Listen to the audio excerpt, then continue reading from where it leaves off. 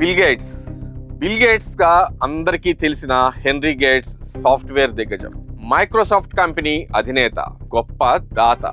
వ్యక్తిగత ఉపయోగాల కోసం వినియోగించే కంప్యూటర్లను సామాన్యులకు అందుబాటులోకి తెచ్చిన వ్యక్తిగా బిల్ గేట్స్ ఎంతో పేరు పొందారు. ప్రస్తుతం బిల్ గేట్స్ ప్రపంచంలోనే అత్యంత ధనవంతుల్లో ఒకరు. ఉమ్మడి ఆంధ్రప్రదేశ్ కు అప్పటి ముఖ్యమంత్రి నారా చంద్రబాబు నాయుడుగా ఉన్న సమయంలో హైదరాబాద్ కు తీసుకువచ్చారు. అంతటి వ్యక్తి గురించి హైదరాబాద్ కు వచ్చిన విషయాన్ని ఇప్పటికీ చెప్పుకుంటూనే ఉన్నారు. మళ్ళీ ఇప్పుడు రాష్ట్రం విడిపోయిన తర్వాత ఆంధ్రప్రదేశ్ రాష్ట్రానికి ముఖ్యమంత్రి అయిన చంద్రబాబు నాయుడు మళ్ళీ బిల్ గేట్స్ ను అమరావతికి తీసుకువచ్చారు. దీంతో మళ్ళీ ఇక్కడేదో హైటెక్ సిటీ లాంటిది వస్తుందని అందరూ భావిస్తున్నారు. లేదంటే ఇక్కడేదో టెక్నాలజీకి సంబంధించిన సంస్థలు వస్తున్నాయని భావిస్తున్నారు. కానీ ఇది ఏమాత్రం నిజం కాదు. అసలు బిల్ గేట్స్ ఎందుకు వచ్చారు? బాబుతో ఏం మాట్లాడారు? ఇక్కడ బిజినెస్ స్టార్ట్ చేస్తున్నారా? ఇలాంటి సందేహాలు మనకి రాకమానం. అసలు బిల్ గేట్స్ వ్యవసాయదారుడా లేక బిజినెస్ మ్యానా? అసలు అన్ని కోట్లు ఎలా సంపాదించగలిగారు చూద్దాం. డబ్బును చాలా మంది చాలా విధాలుగా సంపాదిస్తారు. సంపాదించడం ముఖ్యం కాదు, అది ఎలా సంపాదిస్తాం అనేది ముఖ్యం. బ్లెస్సింగ్ మనీగా సంపాదిస్తున్నామా లేకపోతే ఇతరుల పొట్ల కొట్టి సంపాదిస్తున్నామా అనేది ముఖ్యం. ఎందరో కుబేర్లు, కోటీశ్వర్లు తమ సంపాదనలో సింహభాగాన్ని దాతృత్వాలకు వినియోగిస్తూ ఉంటారు. ఒక ధనవంతుడి దగ్గర సంపద పోగైంది అంటే అది కేవలం ఆయన కష్టార్జితం కాదు, పలువురి శ్రామికుల, కార్మికుల చెమట చుక్కల నుండి చిందిన, అలాగే పిండినటువంటి స్వేదం. కొందరు కుబేర్లు అంతర్మథనం చెందుతూ ఉంటారు. తాము ఎక్కడి నుంచి వచ్చాము, ఎలా పెరిగాము, ఎవరి అండతో నిలబడ్డాం అని తత్వబోధ చేసుకుని దాతృత్వంలోకి వస్తారు. కొందరు సంపదను సృష్టిస్తూ దాన్ని పంచుతూ ముందుకు సాగుతూ ఉంటారు. అలాంటి వారిలో ప్రపంచ కుబేరుల్లో ఒకరైన పేరుగాంచినటువంటి మైక్రోసాఫ్ట్ అధినేత బిల్ గేట్స్ ఒకరు. బిల్ గేట్స్ గొప్ప సాంకేతిక నిపుణుడే కాకుండా వ్యవసాయదారుడని ఎంతమందికి తెలుసు? ఆయనకు అక్షరాల 3 లక్షల ఎకరాల భూమి ఉందని ఎంతమందికి తెలుసు? మరీ చోద్యం కాకపోతే 3 లక్షల ఎకరాల భూమి ఏం చేసుకుంటాడని ఆలోచిస్తే అది పప్పులో కాలేసినట్టే. అందులో ఆయన 2 లక్షల ఎకరాల్లో బంగాళదుంప సాగును చేస్తారు. ఇది మరీ విచిత్రంగా ఉందబ్బా అని మరీ ఇంత డప్పాలు కొట్టుకోవాలి అనుకుంటే అపహాస్యమే అవుతుంది. ఇది అక్షరాల నిజం, అక్షర సత్యం. ఈ 2 లక్షల ఎకరాల్లో పండించిన మొత్తం బంగాళదుంపలు ఒకే ఒక్క సంస్థకు సరఫరా చేస్తాడంటే ఇప్పుడు నోరేళ్ల పెట్టగా మానం. మెక్డొనాల్డ్ ఈ సంస్థ చాలా మందికి తెలుసు. మెక్డొనాల్డ్ అనే సంస్థకు ఈ బంగాళదుంపలన్నీ కూడా బిల్ గేట్స్ సరఫరా చేస్తూ ఉంటారు. ఇప్పుడు గుర్తుకు వచ్చి ఉంటుంది మీకు, కరకరలాడే చిప్స్ రుచి చూస్తుంది గుర్తుకు వచ్చి ఉంటుంది కదా.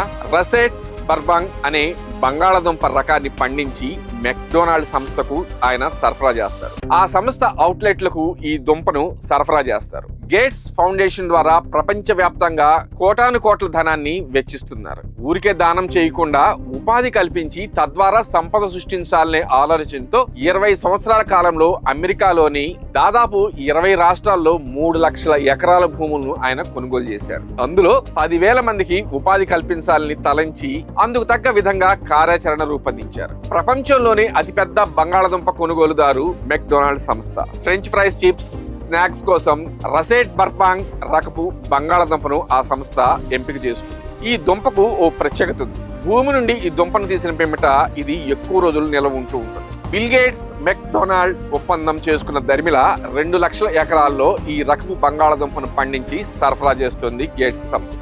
మిగిలిన 1,00,000 ఎకరాల్లో క్యారెట్ ని, సోయాని, వరిని, ఉల్లిని, మొక్కజొన్నని పండిస్తున్నారు. ఇందులో రైతులు భాగస్వామ్యం తీసుకుంటారు. ఆగ్రో స్టార్టప్లకు సాయం కూడా తీసుకుంటారు. ఏడాదికి 3 పంటలు పండిస్తూ 35 లక్షల టన్నుల బంగాళదుంపను ఉత్పత్తి చేస్తారు. సేంద్రియ సాగు పద్ధతిలో వ్యవసాయం చేస్తారు. 1997 సంవత్సరంలో పేదలను ఐటీ వైపు మళ్లించాలి అని తలంచి పేద విద్యార్థులకు కంప్యూటర్లు అందించే పథకాన్ని బిల్ గేట్స్ అప్పట్లో ప్రారంభించారు. అమెరికాలో అలా ఎందరికో సాయం చేస్తూ ఒకసారి దక్షిణాఫ్రికాలోని సొవేటోకు వెళ్లారు బిల్ గేట్స్. మారుమూల ప్రాంతం అవడంతో అక్కడికి వెళ్లి 2000 కంప్యూటర్లు ఇవ్వబోతే వారు ఆసక్తి చూపలేదు. సరికదా, ఉపాధ్యాయులు కూడా వాటిని పక్కన పడేసేశారు. ఎందుకంటే కరువు అక్కడ కరువు ఆ ప్రాంతంలో కరాళ నృత్యం చేస్తుందని, అక్కడ ప్రధానంగా వ్యవసాయం మీద ఆధారపడి జీవిస్తున్నారని తలంచి వారిని సాగు వైపుగా మళ్లించాలని ఆలోచన చేశారు గేట్స్. అప్పుడు మొదటగా గుర్తించింది రైతులు ఉంటేనే దేశం సుభిక్షంగా ఉంటుంది, కంప్యూటర్లు కూడుపెట్టవు అనే విషయాన్ని గ్రహించారు. ప్రతికూల పరిస్థితులను తట్టుకునే వంగడాలను సృష్టించి వృద్ధి చేసి ఆఫ్రికా రైతులు అందించడమే కాకుండా సాగు చేయించి వడ్డీ లేని రుణాలను అందించి ఆఫ్రికా రైతాంగాన్ని ఆదుకున్నారు. చాలా దేశాల్లో ప్రజలు ఆ ఏ విటమిన్ లోపంతో ఉన్నారని గ్రహించి ఆ ఏ విటమిన్ తో కూడిన గోల్డెన్ రైస్ పేరుతోటి ఫోర్టిఫైడ్ రైస్ ను వృద్ధి చేసి అందించారు. ఈ రకపు వరిధాన్యాన్ని పలువురు రైతులకు అందించారు. ఆహారంగా తీసుకునేలా వారిని చైతన్యవంతులను చేశారు. ఇక 2013 వరకు ఇలా పరోక్షంగా ఫౌండేషన్ ద్వారా సాగు రంగానికి సాయం అందించి ఆ తర్వాత తానే నేరుగా సాగు రంగంలోకి దూకారు. ఉపాధి కల్పించాలనే లక్ష్యంతో భూములను కొనుగోలు మొదలు పెట్టారు. ఎరువుల వాడకాన్ని కనీస స్థాయిలో నియంత్రిస్తూ పర్యావరణాన్ని కాపాడుతూ నాణ్యమైన పంటలను ప్రపంచానికి అందిస్తూ ఉన్నారు. ఇప్పుడు బిల్ గేట్స్ ఆంధ్రప్రదేశ్ లోని రాజధాని అమరావతి ప్రాంతాన్ని సందర్శించి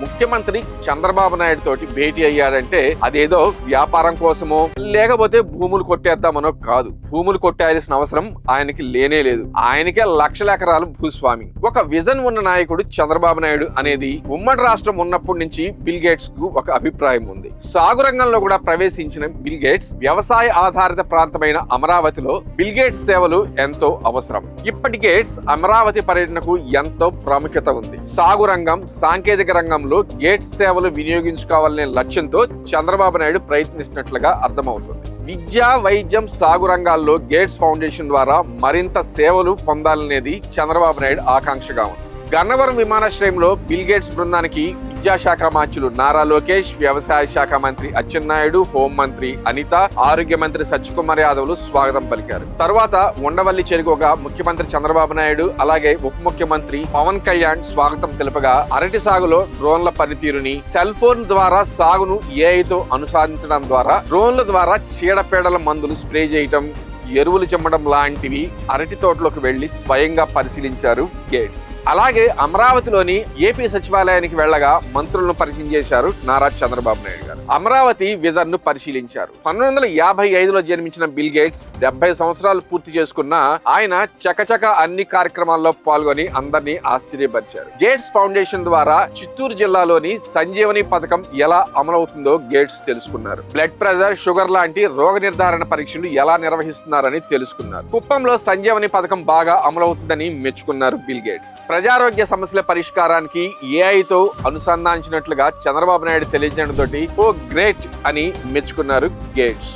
అయితే భూ రికార్డులు ఎలా భద్రపరుస్తున్నారని చంద్రబాబు నాయుడు తెలుసుకున్నారు బిల్ గేట్స్. అమరావతి రాజధాని నిర్మాణ పనులు ఎంతవరకు వచ్చాయని అడిగి తెలుసుకొని 30% పైగా గ్రీన్ అలాగే బ్లూ ప్రణాళికలు అమలు బాగుందని కితాబిచ్చారు బిల్ గేట్స్.